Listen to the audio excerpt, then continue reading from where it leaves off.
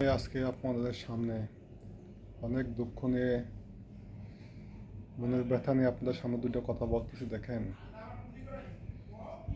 আমরা একে অপরের দিকে যে সংযুক্ত না হই, আমরা কী করে দেশ থাকবে? দেখেন, চট্টগ্রামে একদম শিক্ষামন্ত্রী বাড়িতে আগুন দিছে, সিটি মেয়রের বাসা আগুন দিছে, গাড়ি পড়ছে। আবার দেখলাম বিএনপির নেতা আমিন খসরু মাহমুদ চৌধুরী উনির বাসায় আগুন দিছে, গাড়িতে আগুন দিছে। এইভাবে কি দেশ চলতে পারে? আপনারা যদি একজনের আরেকজনের বাড়িতে আগুন দেন, গাড়ি ভাঙচুর করেন, বা একে একজনের আঘাত করেন, এটা কখনো কাম্য না।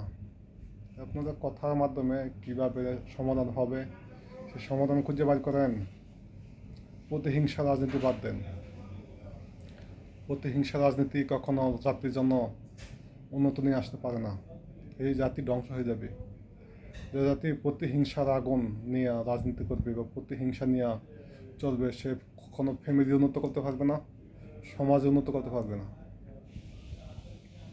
সেই জাতি কখনো ভালো কিছু করতে পারবে না। এই দেখেন, আজকে 15টা দিনে বাংলাদেশের কত হাজার কোটি টাকা লস। এই যে কত লোক মারা গেছে, ওদের ফ্যামিলির কী অবস্থা একবার চিন্তা করে দেখেন। যার ফ্যামিলিতে একটা মানে ওর উপার্জনের লোক চলে যায়, ও জানে ওর ফ্যামিলির কী অবস্থা হবে। একবার চিন্তা করে ভেবে দেখেন। আল্লাহ দোহাই লাগে, সব কাছ থেকে আপনার সবাই বিরত থাকেন। নিজেকে ভালোবাসেন, দেশকে ভালোবাসেন। কথার মাধ্যমে সংযত হন, কীভাবে কী করা যাবে। সবাই ভালো থাকেন। আল্লাহ হাফেজ।